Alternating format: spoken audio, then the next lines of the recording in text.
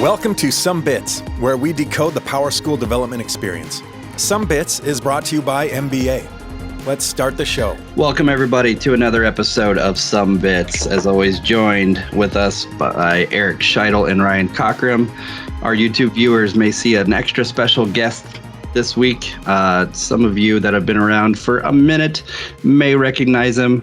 We are welcomed today by Roger Sprik. Roger, thank you so much for joining us. Actually, we would normally go into what we're drinking right now, but I do have one thing real quick, but I don't know about the internet. But Roger, it's your birthday. Happy birthday, Roger. You want to try to blow it through the camera? Sure. Ready? Yep. Whoa, it worked! Happy birthday, Roger. Thank you, guys. Thank you very much. Happy to be on. Thanks for having me. All right. I like that we introduced him as a very special guest. He is a very special guest. I hope some of our former guests are listening right now and then we're introduced very special. Madam. They'll understand. No, I don't know how special I am because my name has never been Schmud like you do with the other names. I've never heard. So I haven't had that distinction yet. Maybe we can get through one episode without mentioning that guy. I just did. But hey, guys, today, back to the bourbon. Still with the bourbon. Today I'm drinking Yellowstone. It's a great bourbon from Kentucky. What are you guys drinking? Well, I decided, trying to keep up with Sean's bourbon collection is expensive. And, I mean, he's got an amazing bourbon collection. But so today I just wanted to go a little more simple. I still wanted the whiskey, but I went with one of my favorite cocktails, and I'm just doing whiskey sours. And there's just a little bit of, cheap whiskey, but with simple syrup, lemon juice, and deliciousness. Cheers. So it's Canadian whiskey. Well, yeah. You can still use cheap bourbon too. So I'm excited to talk about my beverage today because yesterday I went to Walgreens, which is a drugstore here in my neck of the woods. I don't know if they have them all over. And I got me my first vaccination for the COVIDs.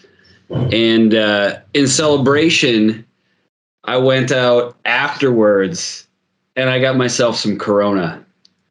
I like how you think it's Corona fancy. Premier. It says Premier on it. I've never seen a Corona Premier. What makes it Premier? It's also the lighter version, I believe, of the Coronas. Well, we have Corona Lights, so I'm still confused. Well, this is for VIPs only. Not available because to in Canada. Wisconsin, you're nice and close to the Mexican border. Right. What do we got? Earlier in the day, neck of the woods, and I'm somewhere. So I'm going to go with a non-alcoholic drink, but it's also special because it represents a little bit about myself.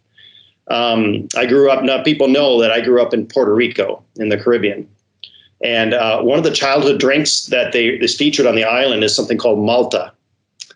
And it's a brewed drink made with malt and hops like beer, made usually by the beer companies, but it's marketed as a childhood drink. But it's my still indulgent memory pleasure as an adult from time to time. So with malt and hops, how would you get that to be NA? Do they have to? I don't know. I suppose without the yeast, It's got a ton of sugar, but in addition to sugar, it's got pale malt, caramel malt, salt, and hops. So I don't know how they do it, but they do. Well, interesting bit of... It's definitely an acquired taste because I haven't met anybody who visited the island that was like a guest of ours that ever liked it. In fact, a lot of times people would just absolutely spit it out and say that's worse than near beer. So, but once you acquire the taste, it's quite refreshing. So is it a beer like kind of flavor? It's a lot sweeter. And it doesn't quite taste like beer to me, but okay. If you want to be cynical, it's the cynical ploy by the beer companies to get kids used to drinking something like that. Right. Well, not that they would ever do that. Like an interesting bit of trivia that I learned somewhere along in the past couple of years is that So ale being a type of beer, right?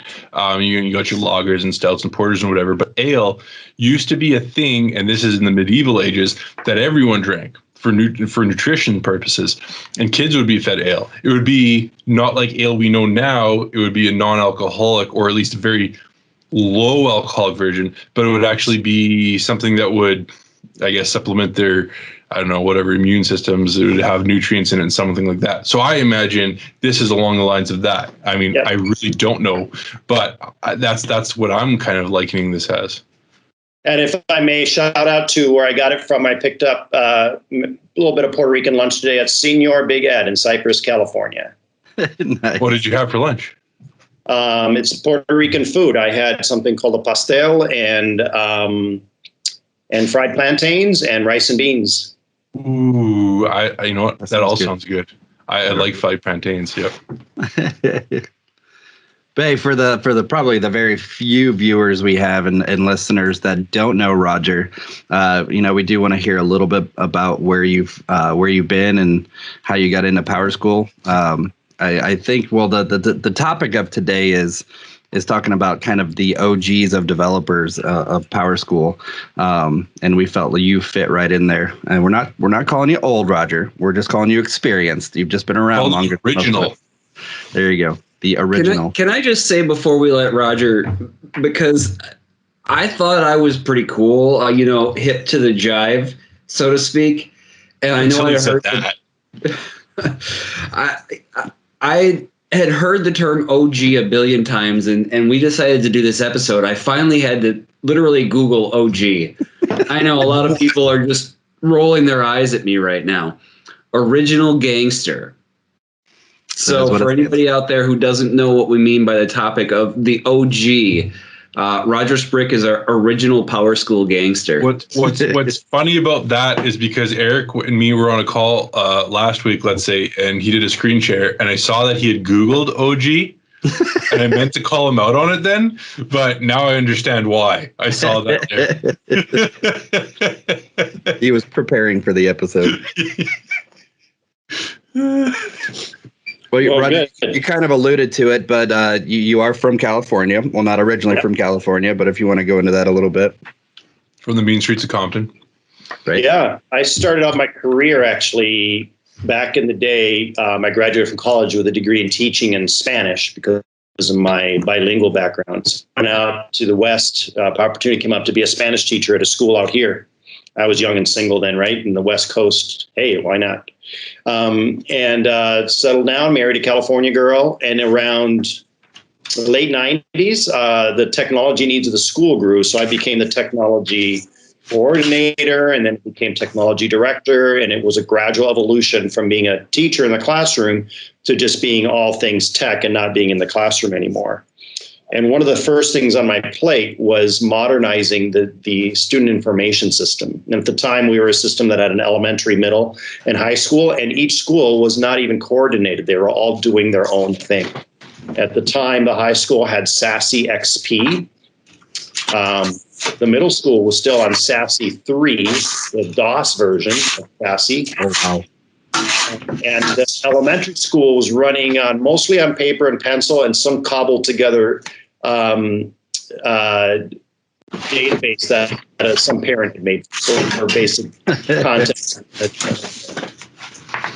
And when I was looking, SASE XP was something that was owned by Pearson. And when I was investigating with them, what's it going to take to bring it all up to speed? They're like, well, you're going to need a server for each campus, and then you're going to need a district integration server to tie the three together.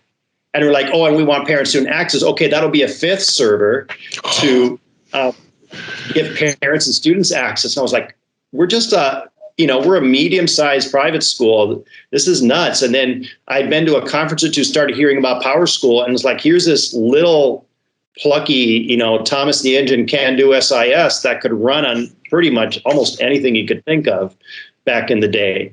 So I really appreciate that. One server for all the schools doing everything I needed to do, plus the parent and student piece. That was it was almost a no-brainer, but it was still a big leap.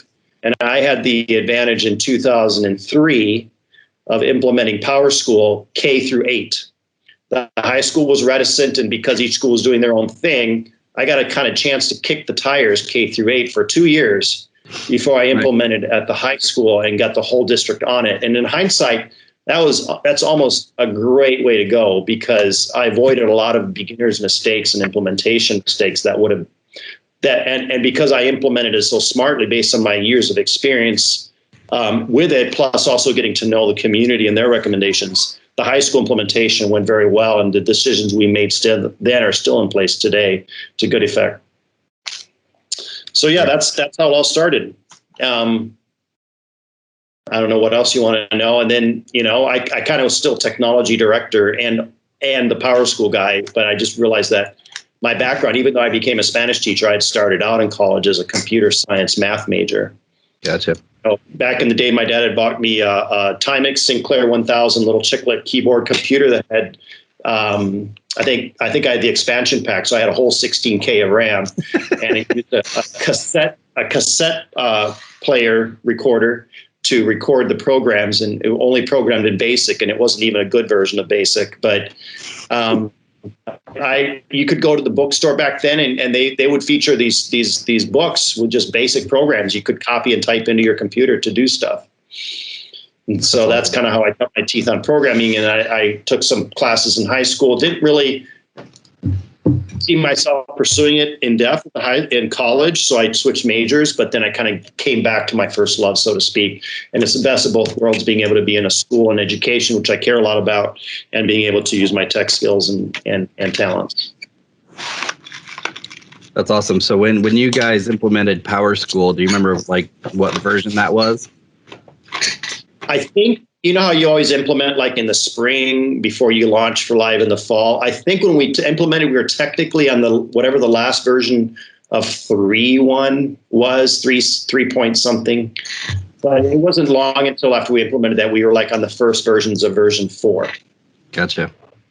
So I'm not as OG as somebody like that was there in the early days. So I came onto PowerSchool not long after it had been sold to Apple. Okay.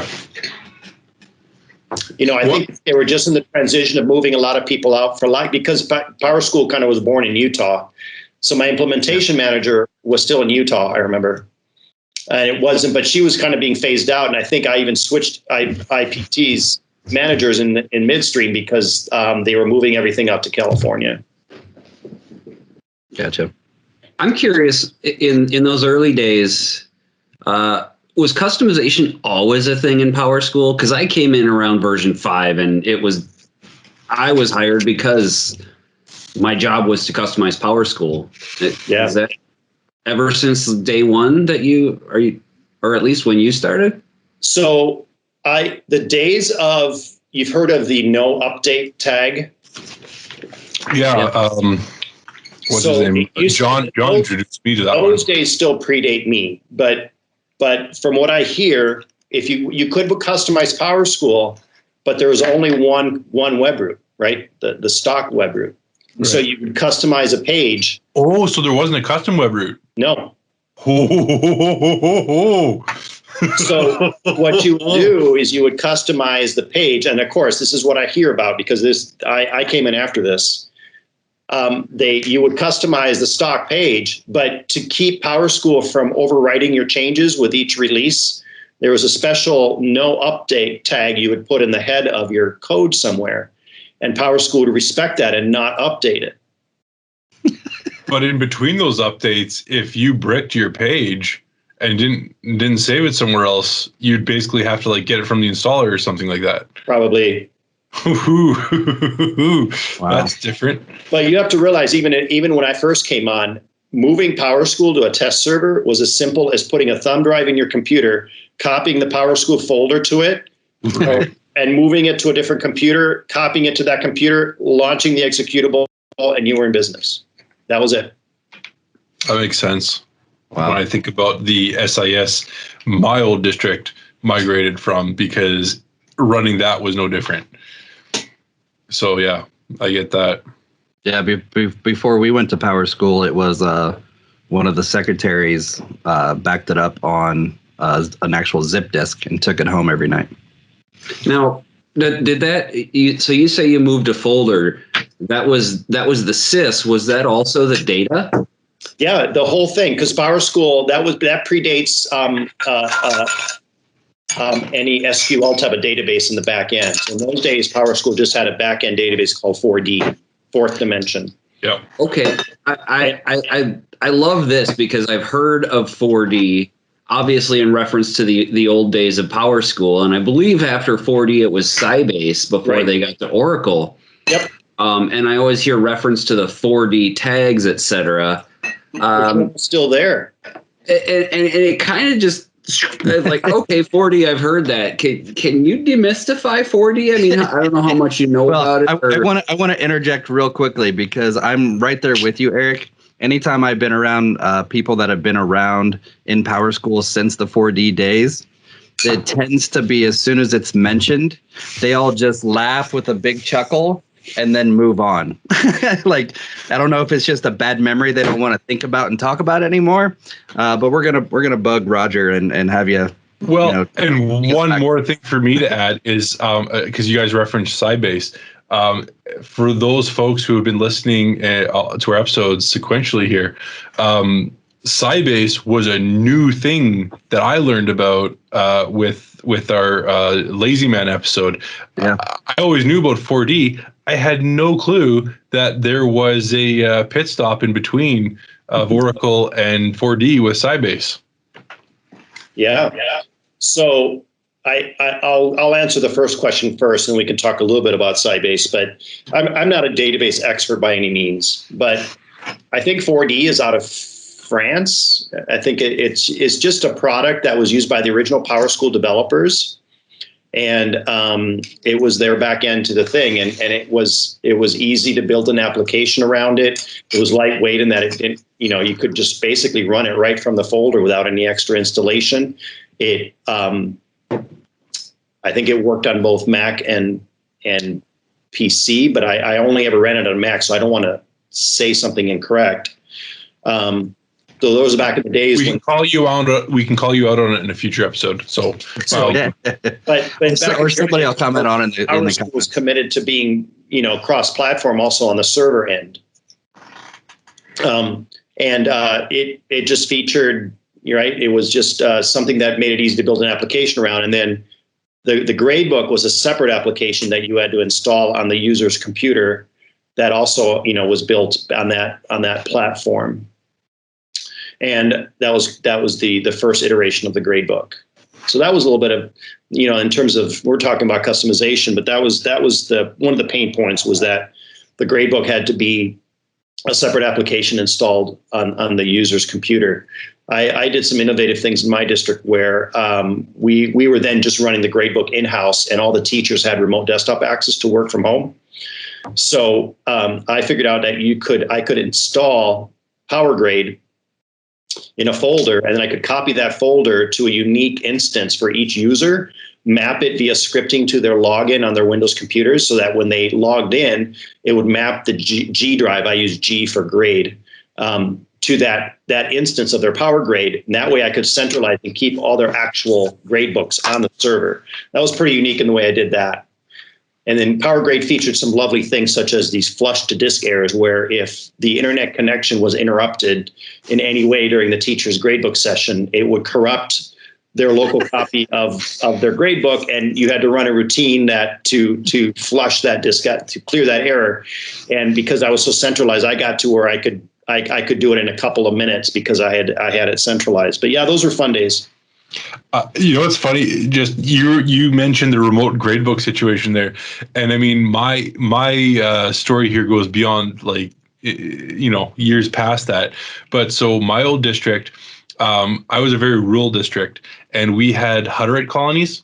And the deal with the Hutterite colonies in the province of Manitoba is essentially that they provide the school location. So they build a school on site, but then we provide like the teachers and the technology and whatnot.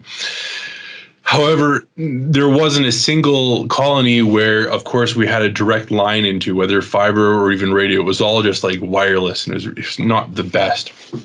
So some of the colonies would be more conservative, let's say, than others. So even the mention of internet was just no, don't.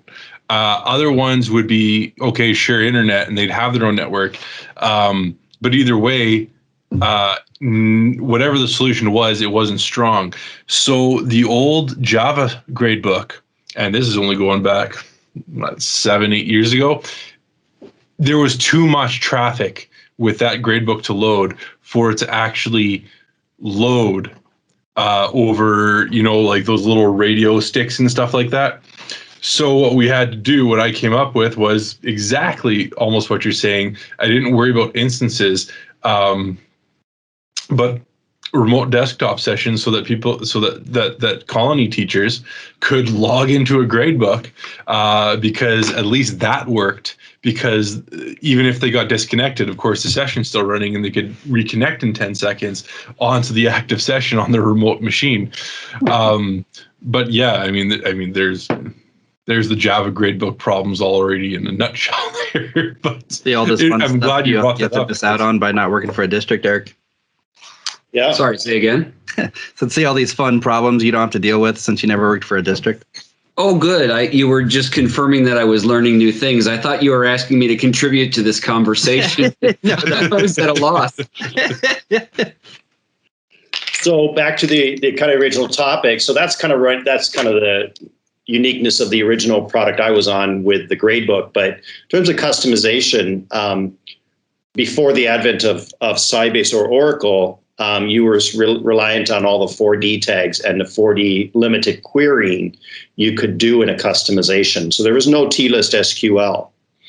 So there are, and they still are in there, T-list and T-list 2 tags, which every once in a while I'll still fall back on the T-list 2 tag. And I much prefer the T-list 2 tag.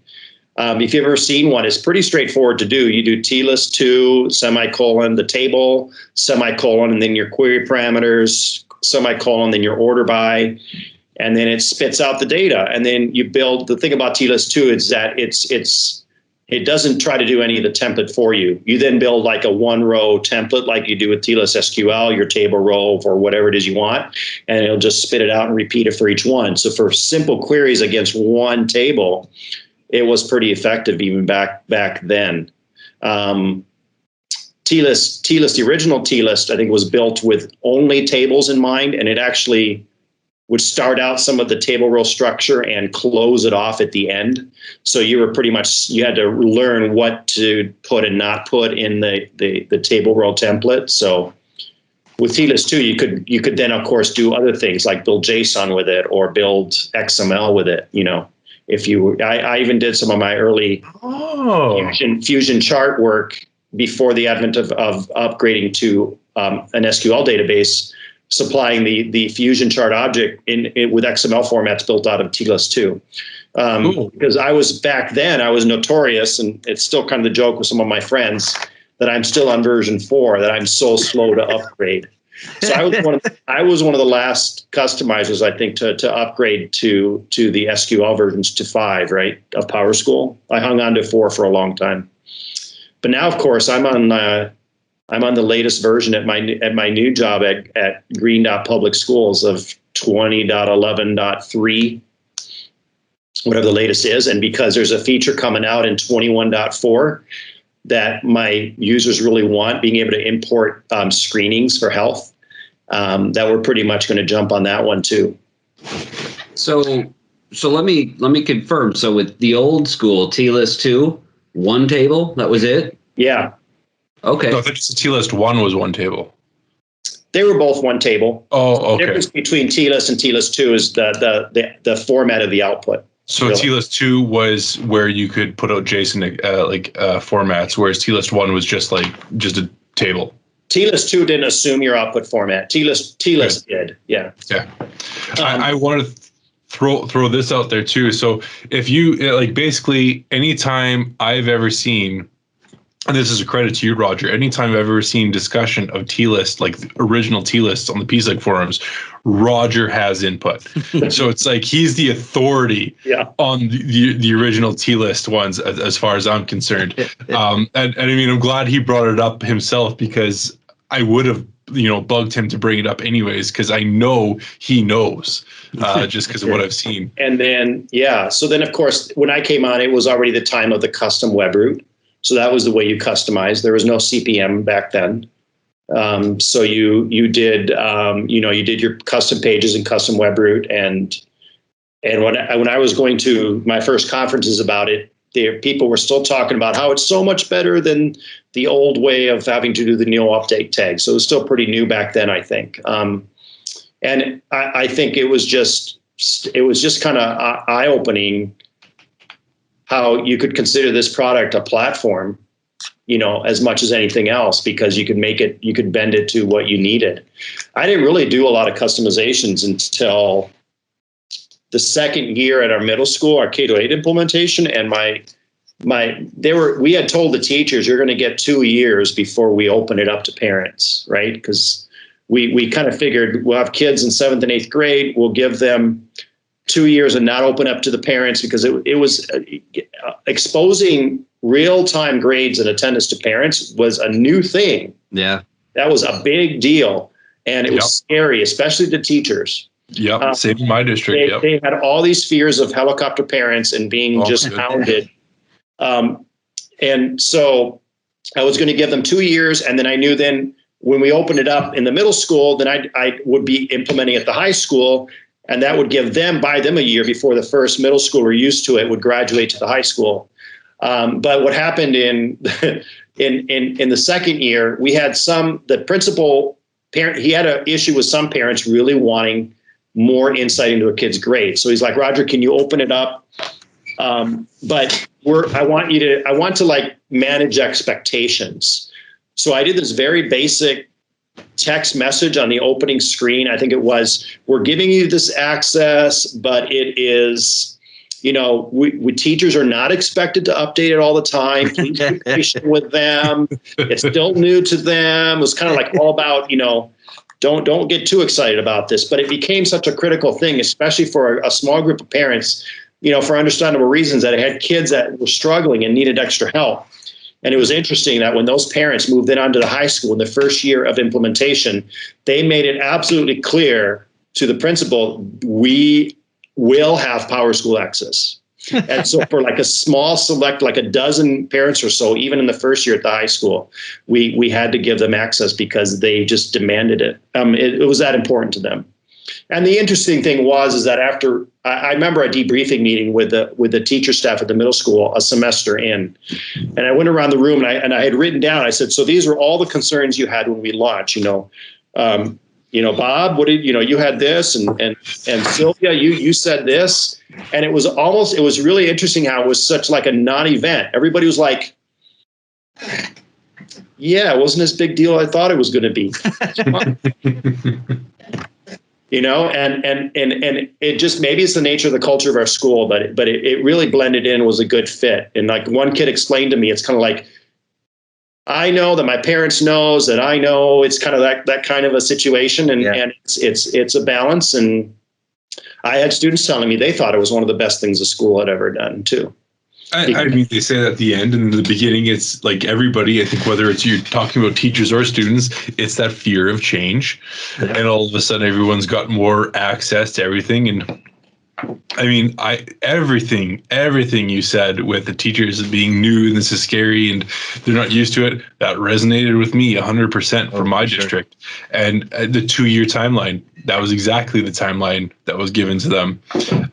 And we even staggered it with, I forget, but it was like 3 schools out of the 13 schools got PowerSchool the first year.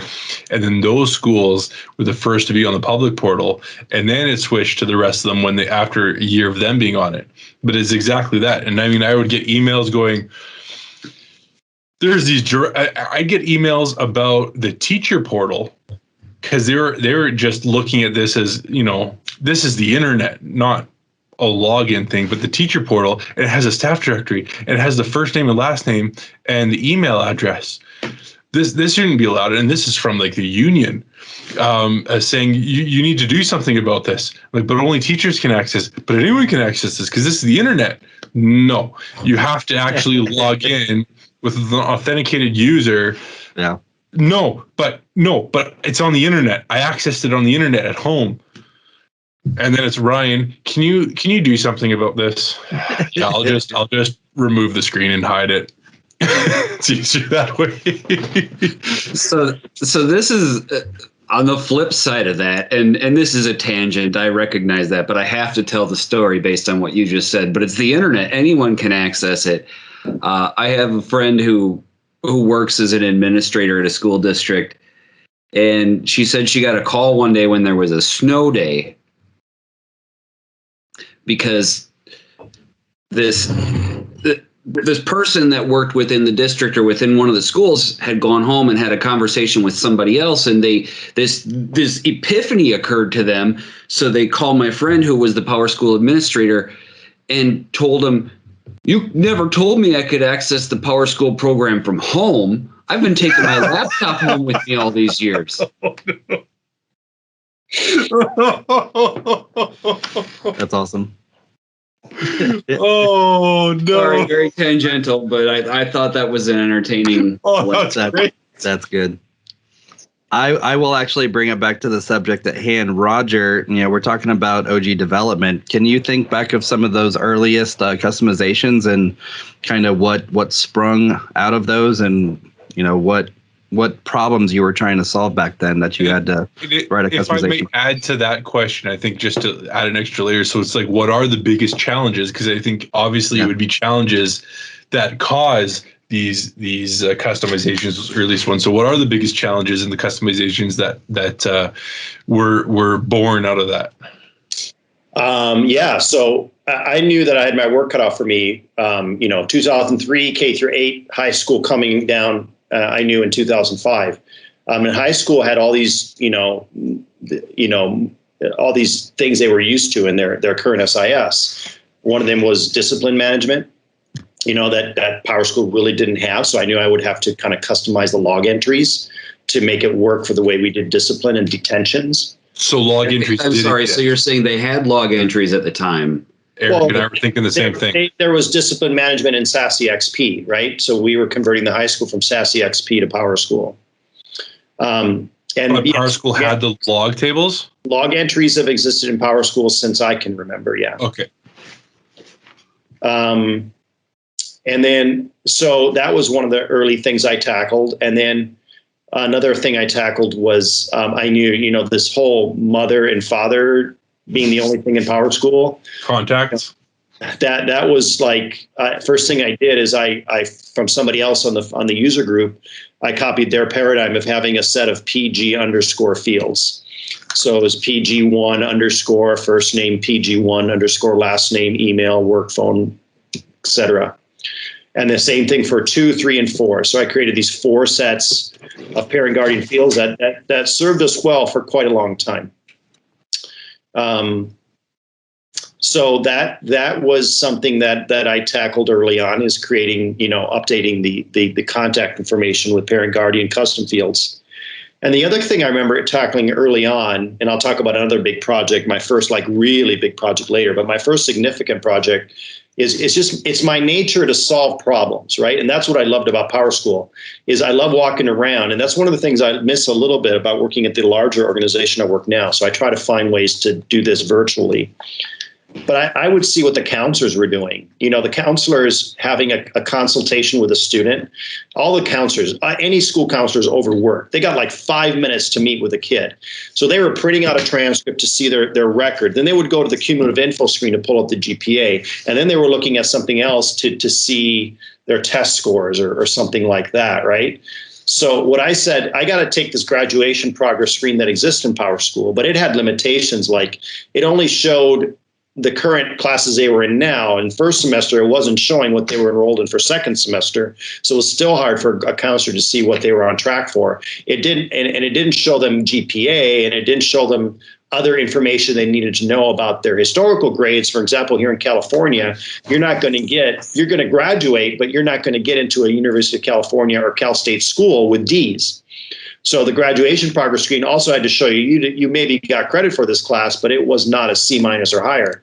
So that was my first significant customizations, is basically rebuilding the graduation progress screen. And I did that. I don't even know how I did it, because I've never been properly trained in JavaScript or HTML or anything. But what I did to get around, for example, the lack of TLS SQL, is I would pull in data into JSON objects, uniquely with TLS, and then I would then use JavaScript to mesh them together, right? So that's how I could do my joins, and I could create a graduation progress screen that on the fly, as you loaded it, built up the graduation progress screen and made it much more useful. It had both semesters of the students scheduled, so the counselors could see at a glance, and it didn't just it didn't just say they got 3 credits completed and they're enrolled in 1, but it did the math for them and said they have 3, they're in 1, I project they'll be at 0. And then there was a little green thing that said graduation progress met. And then if all of the subject areas were met, I had a little graduation hat at the top with a red line through it, where the red line cleared away, and they had a little graduation hat. And so it made it easier for them to do graduation checks. And then I also, in the header, added their GPA and their credits, anything else I could think of to give them a one-stop screen. Yeah, so you were saving them from spending 20 minutes to prepare for a 5-minute meeting. Yeah. I want to interject here and say, so I've frequently said I don't think I've mentioned this during the podcast, but I've thought for several years that I came into PowerSchool and during PowerSchool customizations during what I've called the golden age of PowerSchool customizations. And by that, I mean, we had availability of T-List. I was just a little bit before database extensions, but database extensions were essentially at the beginning of when I started doing development. Then there's the OGs here. Roger, who everything he just described, he's using the T-lists to pull in all these JSON arrays and doing joins with JavaScript. Like, he's not even using SQL because that's not an option at that point. He's using JavaScript to join tables because that is the only option to create his customizations. And there is the OGs in the PowerSchool customizations, because holy smokes. I mean, you figured out the way to do it when there wasn't, frankly, there wasn't any documented way to do it, because you just had to do it. And it's not like any of that you can just Google and find. That's just using sheer brain power to hammer it out and come up with a solution. And that's amazing, because there's nothing documented about any of that, and that's awesome. Yeah. And of course, all of that is with the power of the community. Mm-hmm. One of the things I was revisiting, and the beautiful thing about the current psug.io and groups.io, which they brought over from the old Yahoo groups, is there's this great matrix you can see when that group was started. And I think it was 2001. And I don't know if we have time to bring it up as a visual, but or a screen share, but let me see if I can find it while you guys are talking. Oh, yeah, no, or I can do it. Or I can do it while we're talking. But you can see like 2 messages in the first month it was launched in 2001, and then a trickle more at the end. In the second year, there were a few more. But then like in 2003, the year I started, it like just exploded. It quickly got to around 500 messages a month. Wow. And I got it. Yeah. Let's see it. It's really interesting to see how that forum, that original forum, really helped us help each other. Now, see that? Was this? That's it. So you can see nothing in January of 2001, 47 in January of 2002, 540 in January of 2003. And that's impressive. Beautiful. That's a big jump. Now, do you know, Roger? Obviously, we recently bid a fond farewell, although not officially yet, to our friend John Dunleavy.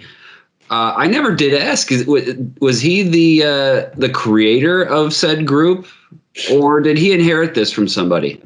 It's a gentleman from Arizona. Maybe it's because I'm OG. I'm blanking on the name a little bit. Is it Bob?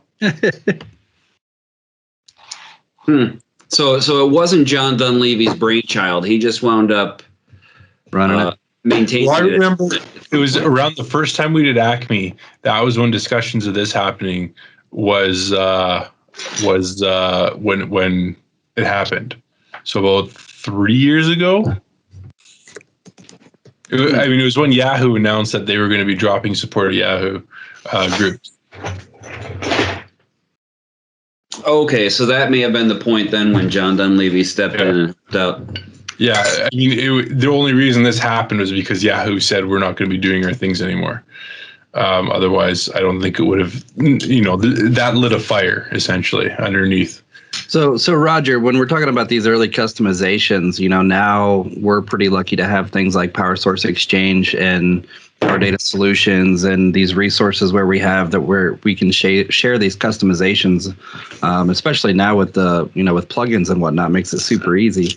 Was the sharing of the customization something that was pretty well thought out and done early on, or is that something that kind of happened later?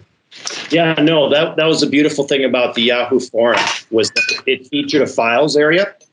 Okay.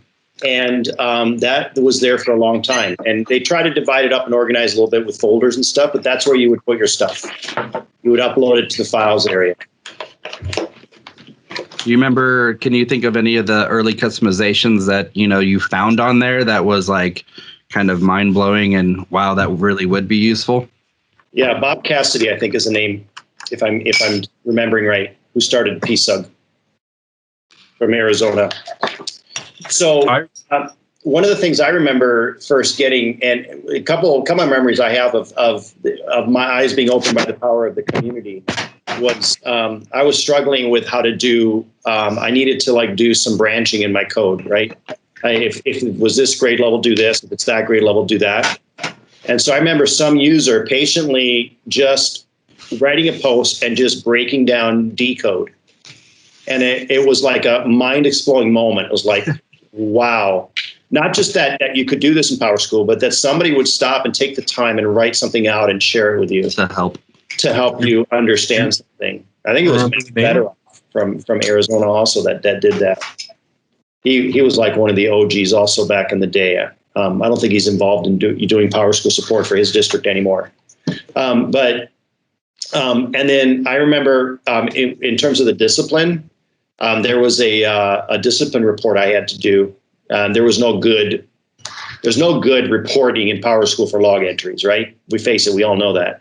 So the way you had to do that was to, I just told myself I have to learn reporting engine. Because at the time, that was the only way to do something enterprise level, where you do something that was not student based. Could you quickly give a little bit of a definition of what reporting engine is? Because we've never discussed it. And I don't think a lot of people know what it is. Here's my definition of reporting engine. Stay away. Fair enough.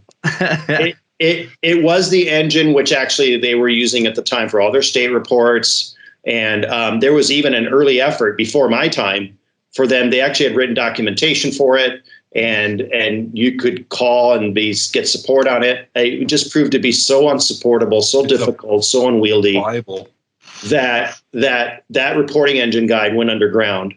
You can still get it if you know who to ask. Yep. And it's actually still very useful because have you ever seen things like ftable_info tag? Mm-hmm. That was a way to do queries also, right? Yep. Even back in the 4D days. And it still works. It's a cool trick to know. It's a cool secret to know, harkening on a future episode, which we'll definitely throw in there. Especially if you have to do queries in an object report. Hint, hint. I often turn to it for that, like being able to pull in discipline summaries into the report card for the elementary grade.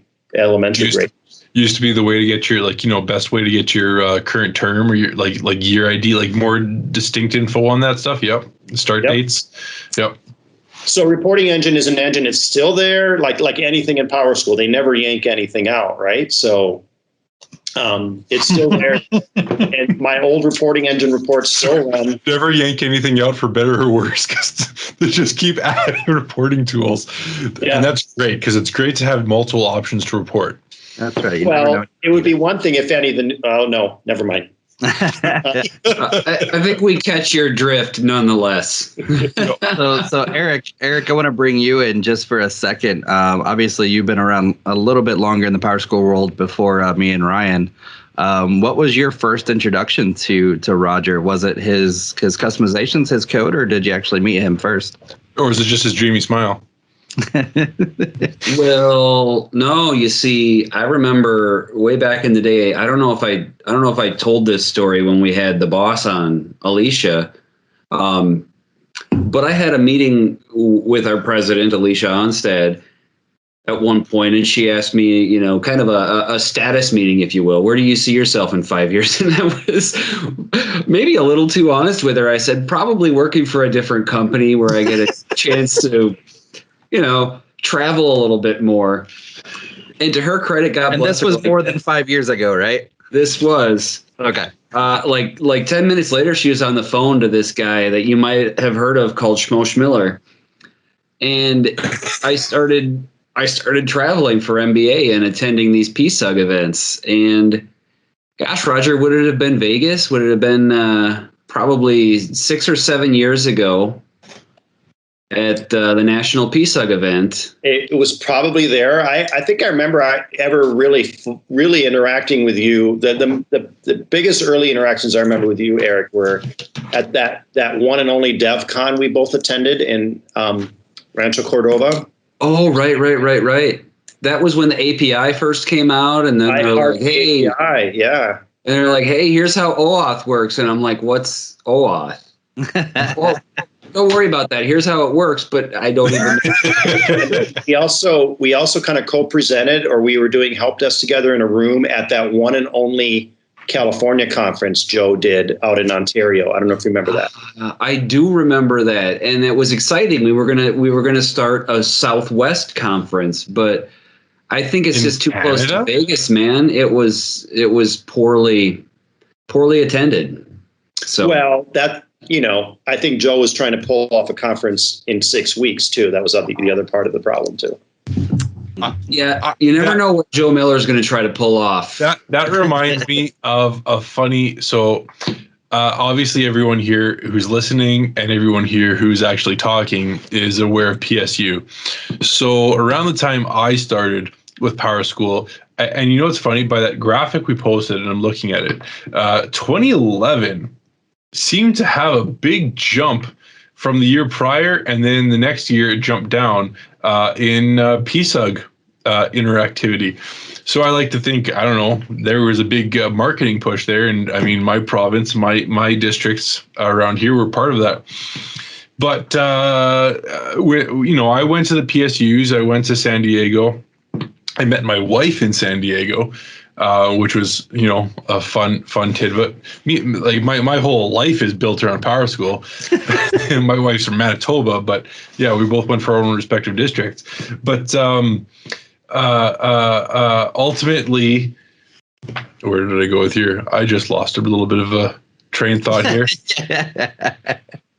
And yes, PowerSchool decided that they were going to host a Canadian PSU event in Toronto.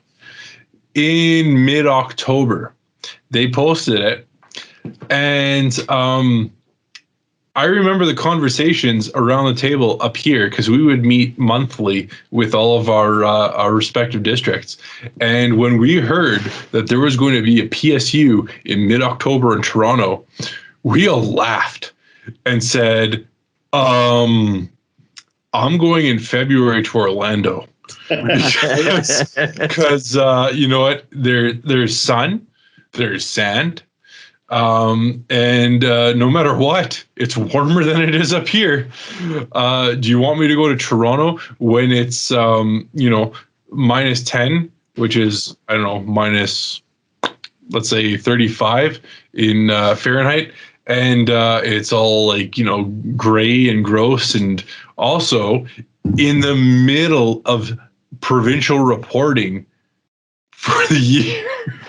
So no one can actually leave their desks. So basically, what happened to that October Canadian conference is that it disappeared off the PSU website, got swept under the rug, and no one ever heard of it again. Probably for this.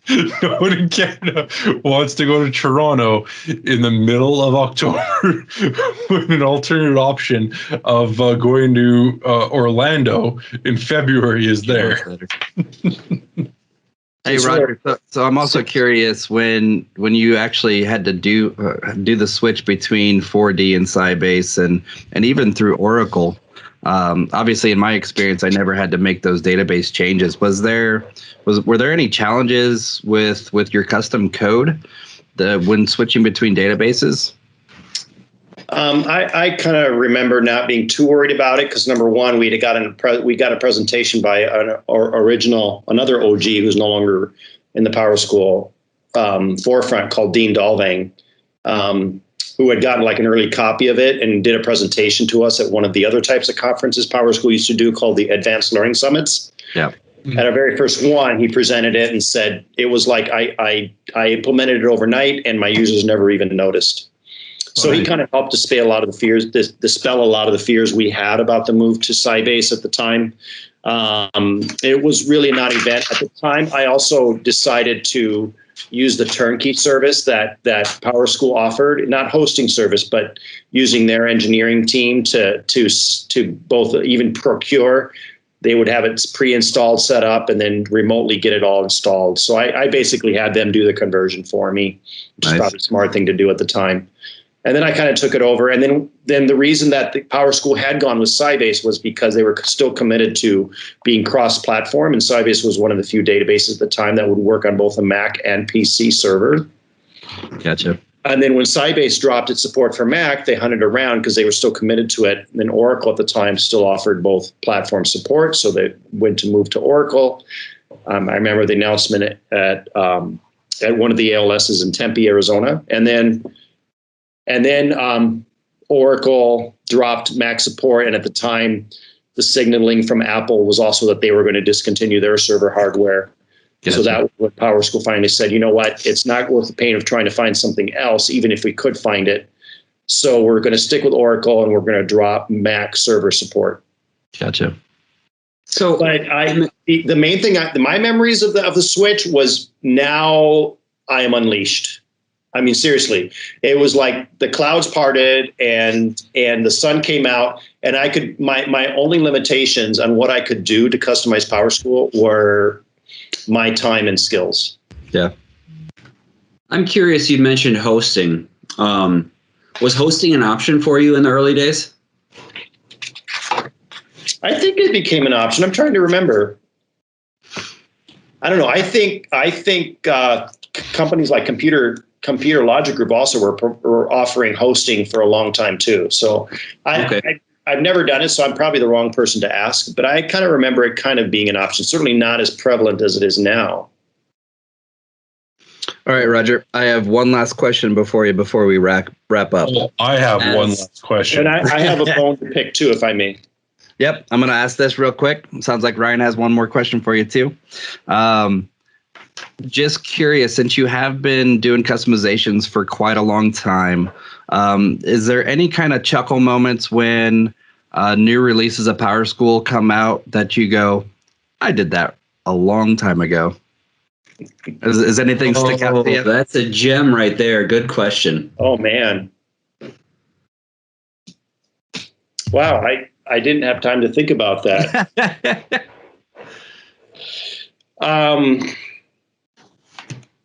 Well, I mean, I guess I would say that there's nothing, at the forefront. Maybe one example is all the work I had put into graduation progress. And then they came out with a graduation planner, which at my old school we're still not using because it still doesn't do everything the one I had customized does. So, gotcha. But they have made a lot of improvements to the graduation planner from its first iteration. So I would probably jump on board now if I didn't have the custom version. Gotcha. Yeah, there's been things I've done recently that I probably can't talk about that I know are coming up in new versions of PowerSchool that I've already done. We wanted contacts for a long, long time, and they finally did it. I've been using custom fields for parent and guardians for forever. And at least it was a painless switch from your custom fields to get that migrated into contacts, right? Yes, that was intended sarcasm. You said that with a straight face, Eric. Hey, well done. All right, Ryan, you got a quick one? I do want also Eric and Sean to look at Click for a second. But I do have, and this is going to be like a deep question, a deep thought question, because like Roger, as I've known you in even a limited fashion over the past few years, I would say there is no doubt that PowerSchool, like the community, has an impact on you, right? There's relationships. It's what impact have those friendships had on you? Like, if it wasn't for PowerSchool, who would what might you not be? Kind of thing. Like I'm going into a deep introspective thing, but you are a person who has definitely made relationships and are well known. So I'll try to do this without tearing up, because I'm a sap, known as a sap. My kids laugh at me because I'll cry in movies and stuff. But being in tech in the school can be a lonely job.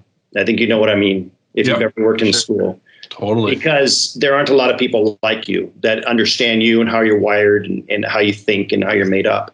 So getting to go to conferences and meeting people like me that were passionate about education, they're in education because they don't want to work for the big corporation and they believe in what they're doing, but they're also geeks at heart and love solving problems and learning and just challenge themselves to grow all the time and love to share and geek out on it. And you're like, these are my people. This is my clan. This is my tribe. Yeah. Yep. So to me, that's what the community is. And I can honestly say that my very best friends in the world are from my connections with PowerSchool. So it means everything, if you understand what I'm saying. Yes, absolutely. Totally do. If I can just ice that cake, and I know, Sean, you're like, we're wrapping it up. We're wrapping it up. No, we're good. I want to put one last comment in, and just to piggyback on what Roger just said, and it brings me back to when we had our friend Nick Paranti on the show. I'd set you straight on the whole Mac issue. I really happy to hear that. Fair enough. But one thing, and I wish I'd said this during the episode with Nick. So, Nick, I hope you're listening right now. I loved what he said when we were talking about being new to PowerSchool and what's important to know and what's important to understand. And we talk about CPM, we talk about page fragments, we talk about database extensions, we talk about these technologies, this nerd stuff. And Nick said, make relationships. Absolutely. Enough said, and that's just right up the alley, Roger, what you just said. One of my first conferences, my ALS, I'm in my hotel room and I get a phone call in my room. It was John Dunleavy who had looked up my room number from the desk. He's like, hey, we're all hanging out down here in the lobby. Come on down. And it was like, really? You guys want to not just come here to learn about PowerSchool, but get to know everybody and hang out? And I was like, that was just an embracing moment that I still remember. Honestly, on the same token, I still remember because I didn't know you, Roger, other than name. And I remember it was at Vegas, up at Margaritaville, up at the top there. And that was when I was first introduced to you. And they're like, oh, this is Roger Sprik. And I'm like, oh, Roger Sprik, I know that name. This is awesome. I'm just starstruck and everything like that. I'm like, cool. I've seen this guy's name for years, but I've never met him. So Ryan, I'm right there with you. And I remember I remember sharing an entertainer I'd gone out to see. And you said, oh, yeah, I'm glad you like it. I'm like, oh, you've been there? You've been too? He goes, no, my dad has been and he liked it. So I figured you would like it. So then I knew you were the young whippersnapper who I thought was the old guy. Absolutely. No, I can honestly say coming back and coming to the districts, or not the districts, but the PSUGs, and getting to meet and right there along with you, Ryan, like knew these guys by name on forums and whatnot in Power Source, and then finally getting to meeting them and being able to actually meet them, talk to them. Roger, you're one of the prime examples. Finally getting to meet you and hang out with you in Vegas was, I came into the situations thinking I'm just going to be the fly on the wall, thinking like I am nowhere near these guys. Like they're the all-stars, but you guys have always been so welcoming, and becoming friends with all of you has been a really cool experience. And after all these years, Roger is still a well-known name on these forums and is still happy to help people that have questions. And it's amazing that, on top of your day job, you still, support the community as much as you do. So, all right. Cheers. Cheers, guys. Roger. We're going to wrap that. Roger, it's been an absolute pleasure. Thank you so much, not only for joining us today, but for everything you've done over the years. I know that everything that you've posted and everything you've put out there has helped a lot of people, and we all appreciate that. I'll speak that for everyone. Thank you. Thank you very much. It takes the tribe. For sure. Ryan? All right. Well, after that, I just have to dive into a next time on an all-new Sumbits. We head into an all-new episode and dive into API and Power Queries. Woo-hoo. Cheers, everyone. See you next time. Bye-bye. Bye. Thanks for joining us, and a special thanks to our subscribers. Consider becoming one today. Enjoy more episodes and learn more at mba-link.com.